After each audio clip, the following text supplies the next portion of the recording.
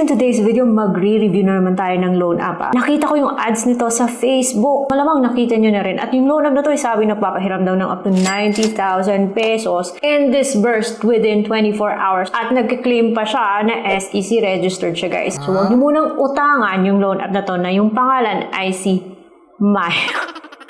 Maya Peso, guys. Sinubukan ko siya so you don't have to. And this is the only review that you'll ever gonna need.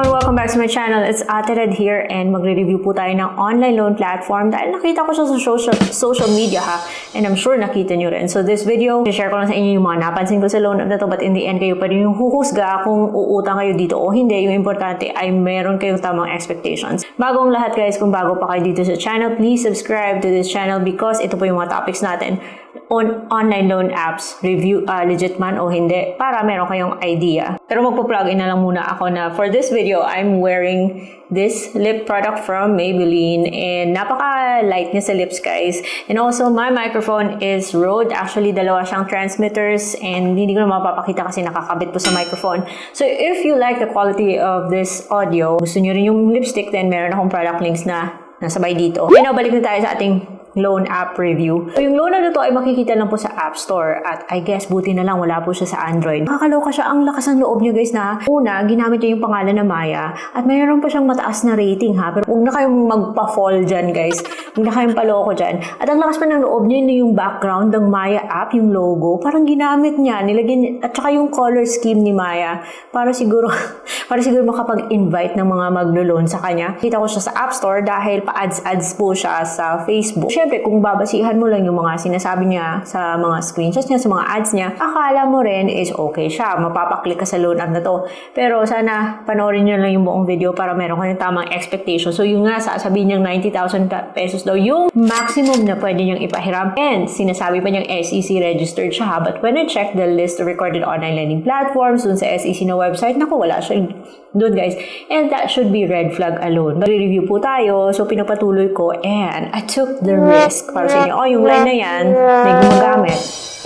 Anyways guys, so ayun, sabi niya 24 hours disbursal or maaari ka ma-reject agad in a few minutes kung ayun nyo sa'yo, ayun pa utang. Pero nasa inyo yun, kung gusto nyo pa rin pagpatuloy ha guys ha. Pag-click mo ng apply, hingi po siya ng phone number. And ito po yung nakakatakot sa mga ganitong loan apps. Kasi pag-click ko ng OTP, dapat kasi may natatanggap kang text.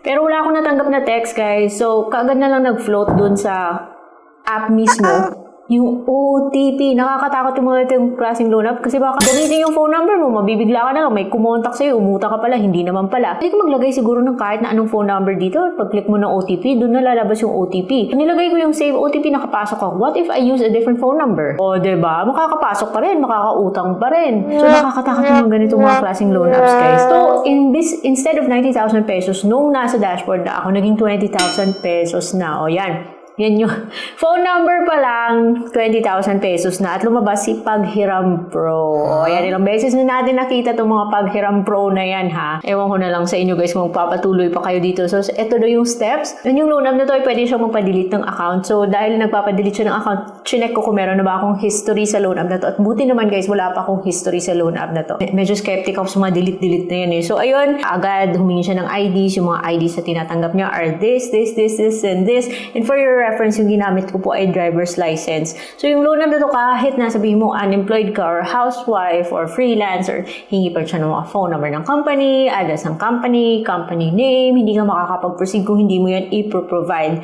Tapos gusto niya may access sa lahat na nasa phone book po para patuloy ka. So, kahit na ilalagay mo lang ganitong contacts, kailangan nyo pa rin access sa lahat na nasa phone book mo. O, diba? Magpapatuloy ka pa rin ba? Hihingi ng mode of disbursement, like GCash, Paymaya, GrabPay, Shopee. Huwag nyo na ibigay yung bank account nyo guys. O, syempre, is it really worth na mag-donate kayo ng ganitong information sa loan app na to? Sana hindi pa kayo nagpag-apply guys ha. Kasi pagkatapos mo ibigay yung mga ganong mo information, pagkatapos mo bigyan ng access ng mga taong nasa phone book mo, yung offer niya is 2,000 pesos lang. Which is okay naman sana to start with kung hindi siya kumakaltas. Kasi kumaltas siya 800. Pero siguro kung talagang kailangan, pantawid, wala na talagang choice, okay lang naman sana. But the problem is, yung loan app na to, hindi po kasi registered sa SEC. That's the problem. So, magkakaproblema, sino yung isusumbong natin, di ba? Dapat tayo mag-ingat. So, pinush ko pa rin yung application para malaman kung mag-a-approve pa siya or whatnot. Submit ko, humingi siya ng stars, humingi siya ng rating, kaya pala ang taas ng rating niya. Kasi, alam ko kasi yung mga tao, pindot na lang ng pindot para lang makapag-go through, ha? Tapos, hinintay ko ilang minutes only to find out, guys, na reject. Reject na reject. The good news is, kapag reject ka, hindi naman siya automatic na nagdi-disburse. So, pag na-reject ka, reject talaga. At least yun lang. The bad news is, nagbigay ako ng information sa isang loan app na hindi ko naman pala, hindi ko feel. So, nasa inyo po guys kung go kayo sa ganitong mga loan apps o hindi. But if I were you, I would go for loan apps that are registered sa SEC. Mga OLA nila nasa list of recorded online lending platforms po talaga. And ito meron akong playlist na na-prepare para sa inyo para hindi na kayo mapunta kung saan-saan guys. This is the legit loan apps playlist by Adelaide. I'm not promoting these apps. It's just that na-review ko na po sila sa channel na to. And mas maganda naman po talaga na meron tayong idea bago tayo umutang. Kaya gumawa ko ng playlist para mapanood nyo guys. So I hope andun yung loan app na para sa inyo. Kasi kung ako lang masusunod iiwasan ko tong si Maya Peso na pag login mo ay naging si Paghiram Pro. Pag na-reject ka sa loan app na to, may dalawa pang loan apps na lalabas. So, wag na. Kasi alam na natin nakakaltas siya. And confusing po yung platform na to. So, iiwasan ko to guys kung ako masusunod. Pero nasa inyo yan, kayo na mauutang. Importante, alam nyo kung anong pinapasukan nyo pag pumipindot kayo sa mga ganitong mga loan apps. Pero, that's it for today's video. And I hope you learned something. I will see you on my next vlog.